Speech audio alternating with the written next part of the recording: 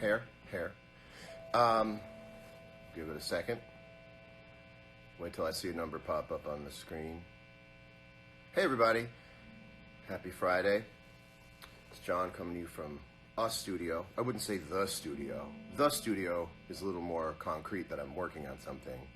It's the studio right now. No, it's a studio. Can I start it again? No, it's live? Okay. Anyway, I've got the PRS Silver Sky, the stuff of recent conversation and discussion, and thought that I would play it for you and let you hear it and tell you some of my ideas behind it, why it is what it is, how I see sort of the future of it, and let you guys ask some questions about it. I've got the red one because I just sort of got attached to this one. I guess I should play a little bit of it. I'll start on the neck pickup, and this is clean. And now, I want you to know I'm not going through impossible to find stuff. Most of what you're going to hear is a Fender Deluxe and a little bit of the PRS J-Mod going together. And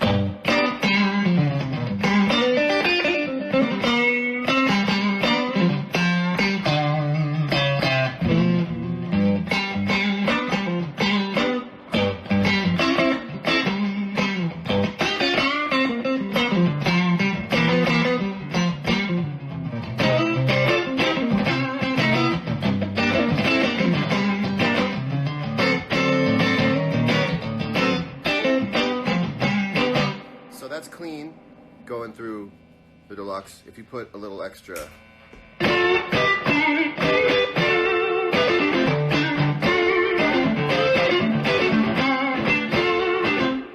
what we call the tubbiness, and I actually think that it beats the Fender stuff.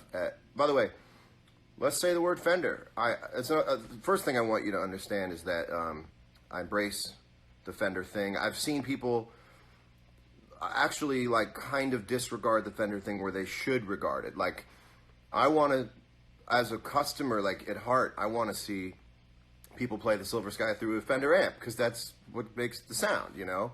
So I was watching someone play through like a Victory amp, and I'm going like, well, just play through a Fender. And that's the first thing I want to say is that this guitar is made to coexist with Fender amplifiers, with Fender guitars, with Gibson guitars, with any other guitar out there in the world. It's not trying to revise history. It's just a new way forward, to quote George Bush. That's who you want to quote when you're, never mind. Anyway, that's the neck pickup, which gives me like, you know.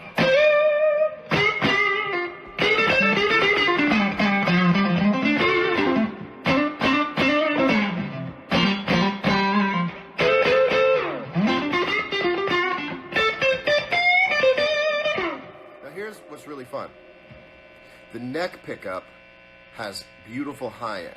So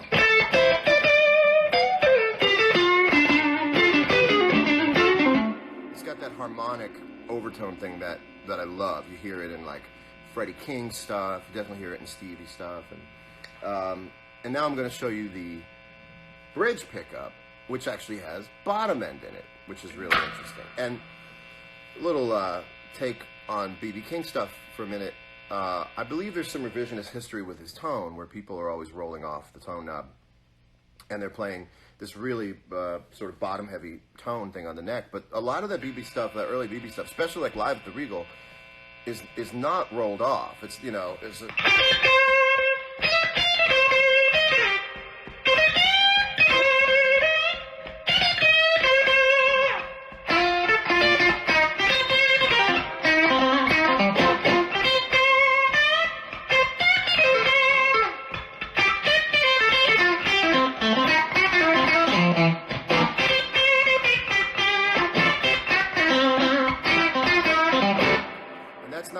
I don't have a modded guitar.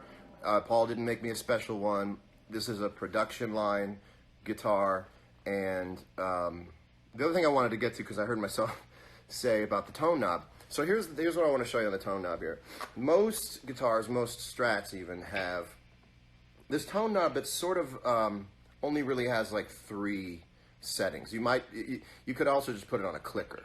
You know, it's kind of wide open, rolled off, and then like unusably dark. You know, and these controls are really, really nuanced. This almost got a studio gear thing to it. So, for instance, I'll go back to the neck pickup. Now the 2 and the 4 are hum canceling. These, you're on your own. Also, guitar players know that the sound of 60 cycle hum is just like the sound of someone breathing. But, you know, when you're up, I'll stay on this first, it's quiet enough. When you're on 10, you get this extra treble kick. And when you turn down to 9, you lose a little high end. But you can stay at 10.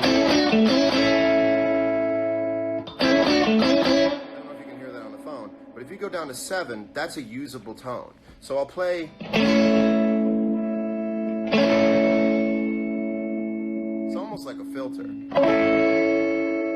So the other thing is that on my old Strat, when I would get one, I would turn the tone knobs down to 5, because from 5 to 10 had a frequency in there that just I wasn't a fan of. And I went so far as to, like, at some point ask about, which never happened, putting like a detent switch into the knob so it would sync at 5. Because I wanted that to be sort of the starting range, because there was so much extra sort of high-end harmonic stuff that I didn't like. And so that's out. So at 10, it might be a little extra treble than you need in certain situations, but it's not this sort of unusable, kind of unattractive treble stuff. So it's got that warmer thing for me that I really like. You know some of the specs, so I won't have to go through them, but this is wired to the bridge, and this does the neck and the middle. The middle's really great too, and I wasn't a middle guy for a long time, but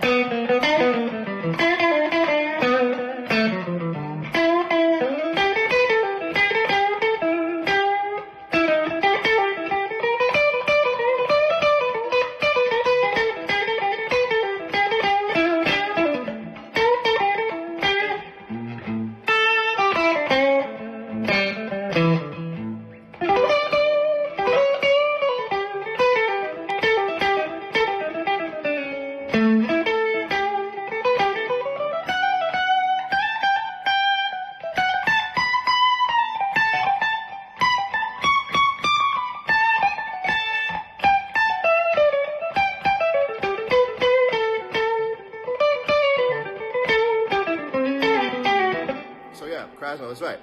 It's kind of that Jerry thing, you know.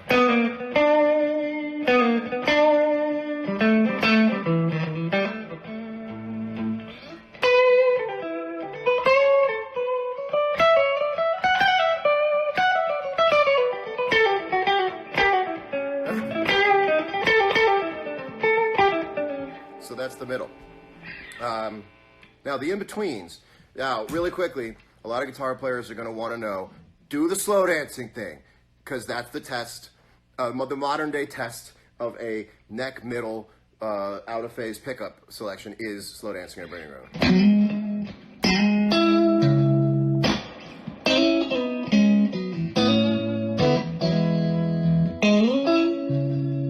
There you go.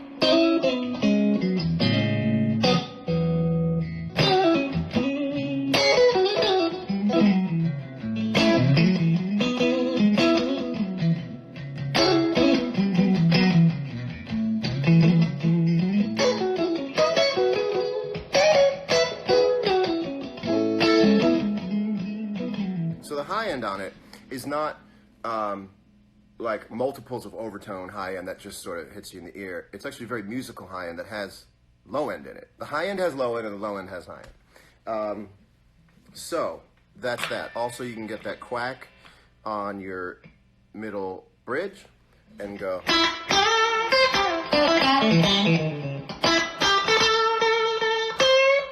take up. You know, it's got that.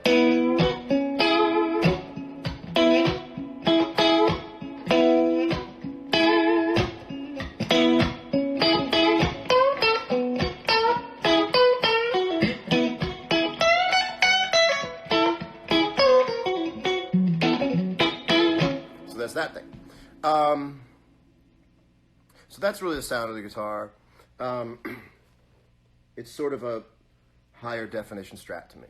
And I wanted to go in and take out a lot of those frequencies that you sort of have to work to roll off. They're not there. They're just gone. So they're tuned a different way. And sort of going into the guitar, and this is the part of a larger conversation, about going into a guitar that's been around for 60 years and going, well, what still is valid and what's still vital, and what can you sort of go in and modify? And Paul Reed Smith and I went in, and now our saying was sort of this: you take 100 Strats, and 2 or 3 of them are magic.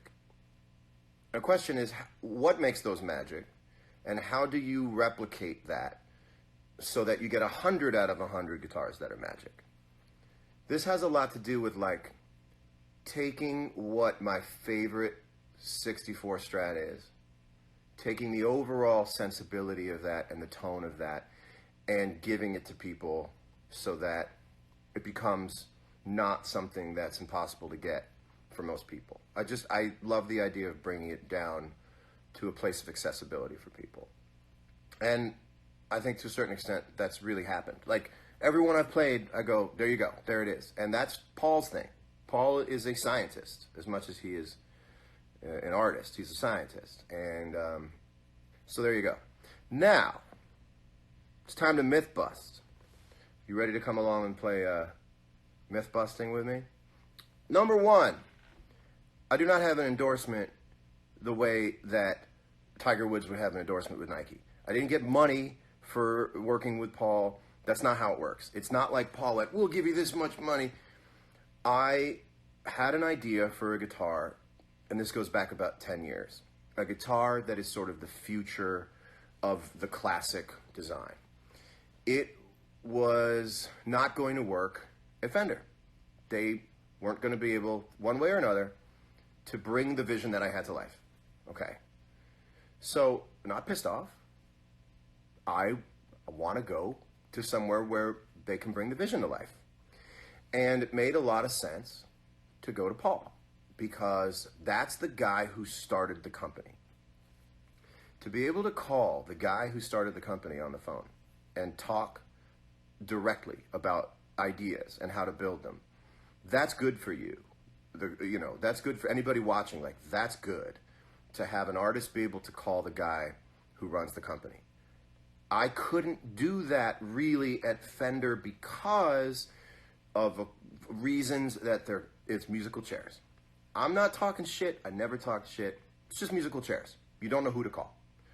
I get to call the guy whose name is on the guitar, and we get to build stuff together. That's too cool. And that's something that I appreciate, and that's something that anybody picking up this guitar or any other guitar in the future should appreciate, because it opens up the direct connection between the artist and the guy who designs the guitars, the guy who's still here, who can very directly make change happen with the guitar. Okay, so let's get into the guitar. Why did it take 2 years? It's striking a lot of people as sort of a farce that it took 2 years. Well, it's a game of inches when you deal, millimeters, when you deal with taking a guitar that is based off of the Strat. Again, this guitar is based off of the Strat, and I think if people understood that I'm admitting that, I'm saying, yes, I have played a Strat for such a long time in my career that it didn't make sense to me personally to look down and see a different shape, and I don't think other people would want to look and see a different shape. So here's the 3 places that you have to sort of stick in between. You want to remain classic to a design that's almost synonymous with electric guitar. You want to innovate in a certain way so that you see something new. And you also want to respect the language of design that PRS guitars have. So everything has to balance. This is all a game of balance. It's 2 years because of balance. So let's go into why you have to balance this stuff. Well, I didn't just go to Paul and say, I have this idea, make it for me or I'll go somewhere else. It was so much discussion, Guitar players know that you've got to lean your guitar up against the couch or the bed and be able to look at it from across the room and go, yeah, all right. There's a confluence of design that makes something, when every detail is right, you look at it and it becomes one thing. It's not just 6 tuners and 6 machine heads and 1 nut and 21 frets. It becomes one really great thing. Cars have it, art has it, certain Apple products, Leica cameras, you look at it and they become sort of objects of sort of visual kind of lust, So that was the thing, is we have to get the sound to sound the right way, the feel to be the right way, and you got to turn around after you put it in the stand and go, there we go. Okay, so is it a Strat with a PRS headstock? Well, it's not, and I'll tell you why. And I'm not saying this defensively, I think you might find this interesting.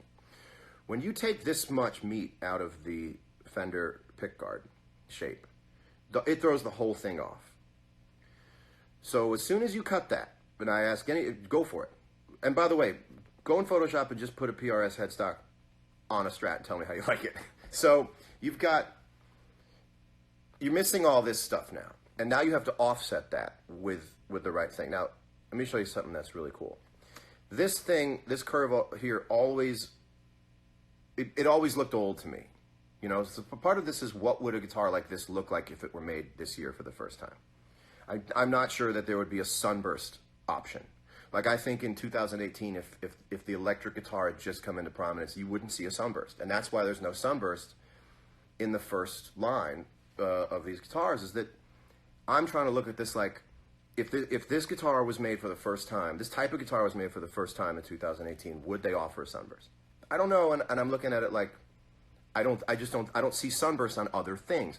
Back in 1954, you saw sunburst on radios, televisions, cabinets. It's just not in the nomenclature. But what is are Tesla colors, and this is actually the red from the red they offer for Tesla. And that's in keeping with the modernized take on what a 6-string electric guitar would borrow from in 2018 if it had just started. So you lose this, and you have to redesign this, because this now, so look at this.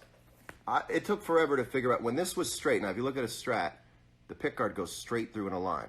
The last thing we did to this before it was done, before I looked at it and said it's done, is that this had to curve. Technically, it doesn't make sense that it's not straight through.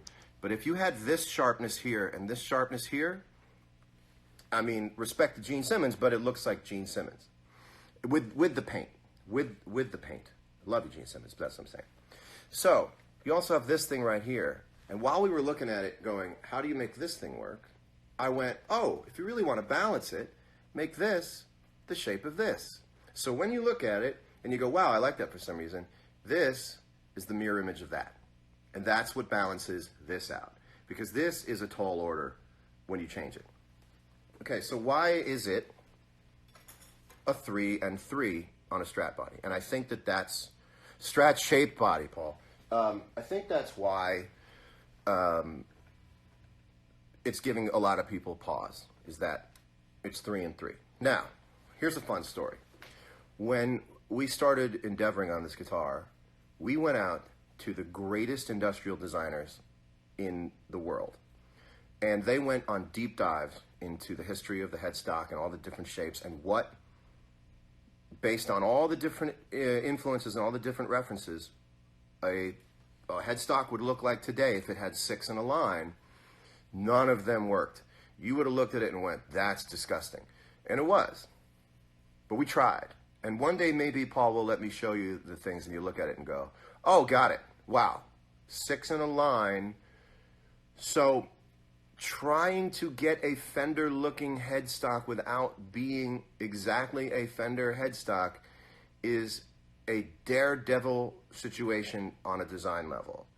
99.9999% of those headstocks don't look right. So then I went, okay, let's go 3 and 3, and let's use the PRS DNA. So what's interesting is that this point and this point right here are the same on my hand as my 64. So I'm very familiar with that. The reason it's reverse as a headstock, and I remember the day I reversed it in Photoshop and sent it to Paul and Beverly Fowler, who's amazing at PRS, she runs the artist relations, is because you have this point up here. If you had this point, this ends here and this ends here, and this was up here and this was down here, you'd have a whole top-heavy guitar. Everything would be like this, and everything on this side would be short. So, true to the old kind of vintage Fender thing, it would be elongated the most here. Now that's a design thing you can't get away from. The balance is, this is taller, this is shorter, so this has to be taller and this has to be shorter. And that all of a sudden balanced it out. That's when I looked at it and went, oh, this doesn't look like a platypus's foot or something. You know, it just wasn't looking like it had the thing. So we go with the mini birds. That's another thing I wanted to be true to Paul's vision, you know, Paul's DNA. The bird thing is a genius design thing for the last 30 years, you know. Okay, so we get into the bridge. Bridge is pretty much blocked. It's the same effect you'd get of it being blocked, but it's just the springs are really tight. You get it, you take a spring off, you can loosen up the springs, you put a thing in, and you're off and running. Let's get to the radius. Why is it a 9? Why is it a 7 1/4 radius? All the guitars I love that are from the 60s, and I've got a bunch of 64 Strats, all the ones that I pick up and do, you know, that it sort of fits in my hand, they happen to be 7 1/4. Why do I say happen to be 7 1/4? Because I have never thought about neck radius. I believe most guitar players don't think about neck radius when they're playing. Neck radius is kind of a very hardcore, empirical, mathematical take on the shape of a neck. I don't know any guitar players that I run with who talk about neck radius, who look at a guitar and go, and I don't even know if you guys ever say, like, looking for a guitar, I want something that's got really hot output and it's got to have a 9.5 radius. It's not in the discussion. Where you do talk about a radius is you play a guitar you like and you go, huh, what's the neck radius on that? Because I'm just not sure that anybody could tell from playing it. I know that I couldn't. I played a long time. If you put something in my hand and I played it and I went, what is that? Is that a 9.5? You'd be like, it's a 12. I'd be like, oh, son of a gun, because there's so many other elements to it. And in this case, the frets are done so well that it really knocks out a certain portion of the conversation of, oh no, you're not going to be able to bend strings on it. So if you feel like you have a preference for a radius, I get it. If you go, look, whenever I pick up a guitar and I love it, it's a 7 1/4. Or you go, I can't get down with 7 1/4 personally because I play it and I get it. But the idea of just sort of adopting a point of view because it's a thing. You go, yeah, 7 1/4, that's for chording, and 9.5, that's for soloing. You see the same thing in like photography. Photography and guitars are very similar, right? Because you can get into the material aspect of it, or you can you can get into the sort of metaphysical aspect of how you use it and what you're using it for. And you'll hear people say in photography circles, oh, 50 millimeter, that's for portrait. 35 millimeter, that's for like journalism. I have taken great portraits on a 35 millimeter, and I have taken awesome shots of landscape on a 50 millimeter lens. So it's just not true. I hate to say it this way, but it's just not true. The idea that 7 1/4 is for chording and 9.5 is for soloing. It's just not true. I've picked up guitars that I love, and they were 12. Okay, picked up guitars I love, and they were compound neck radius. So that's how I feel about the radius issue. When the frets are done right,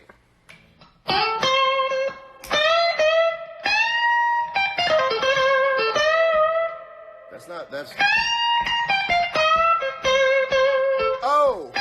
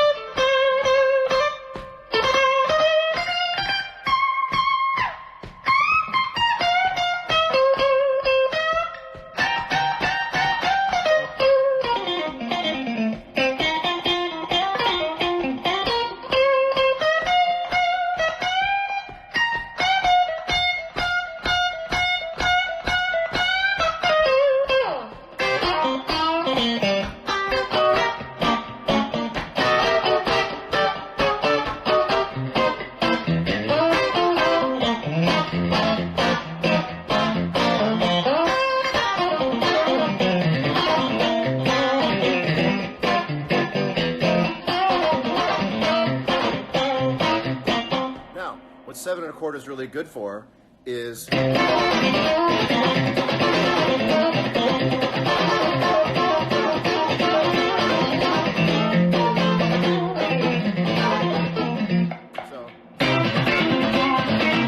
got a little too much high end, so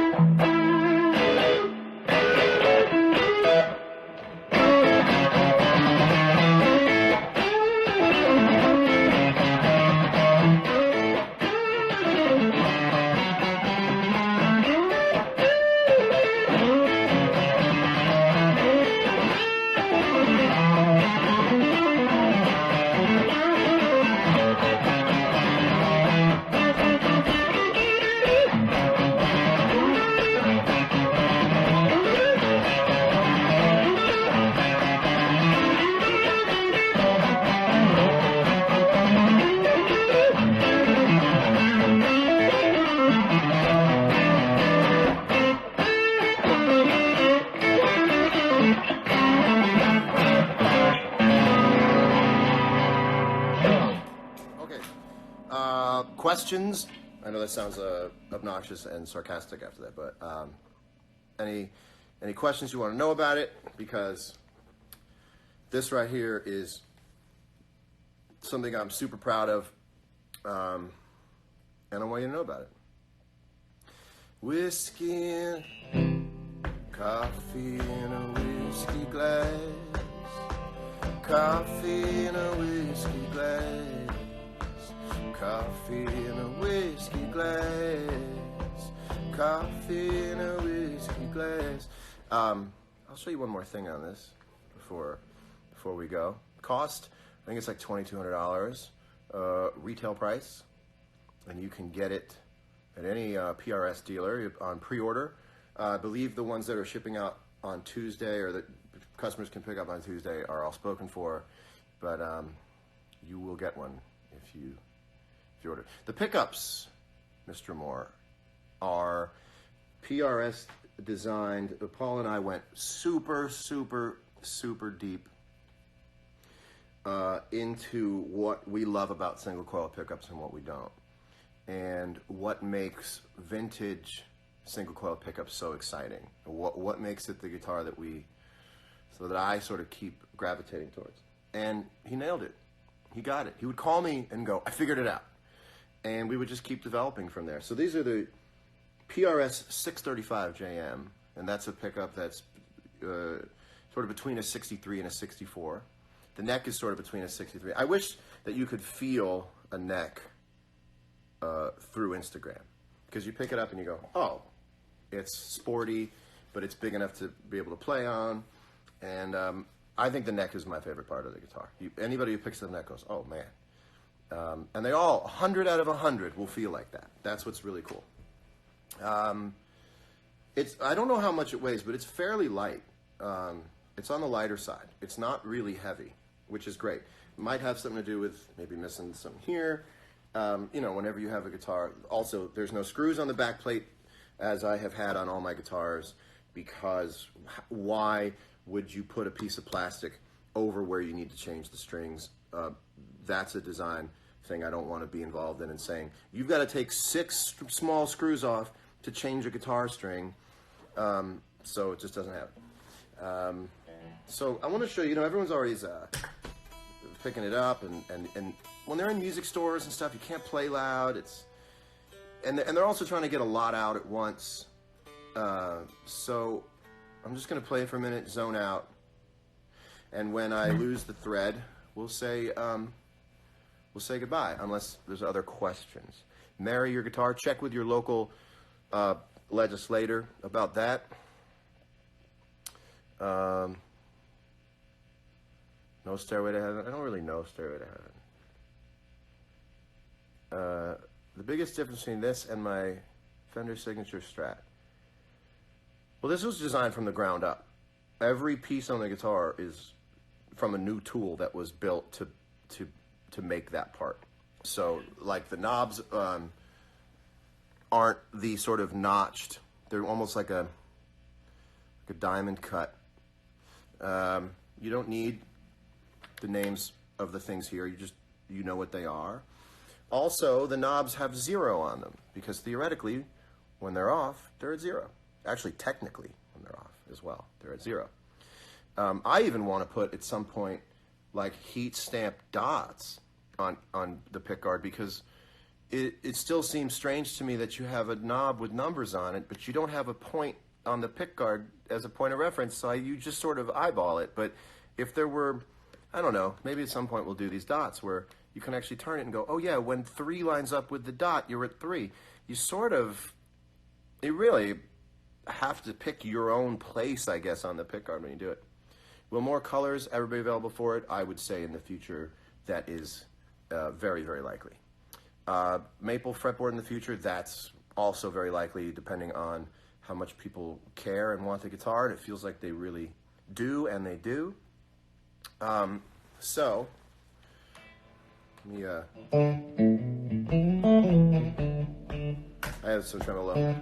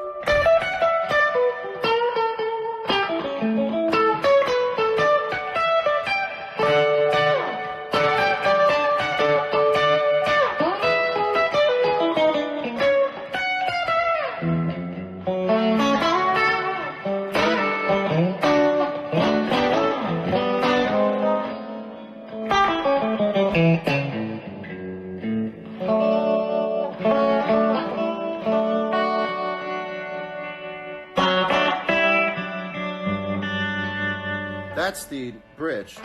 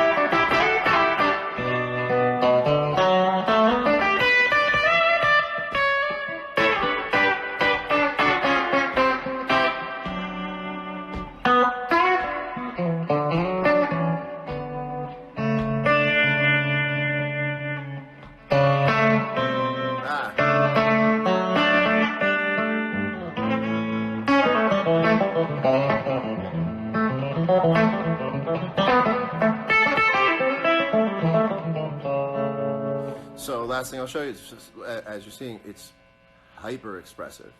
You know, people, when they have a minute on Instagram to play something, they're going to play the things that I do as well. They come off the top of your head. But when you really sit with a guitar,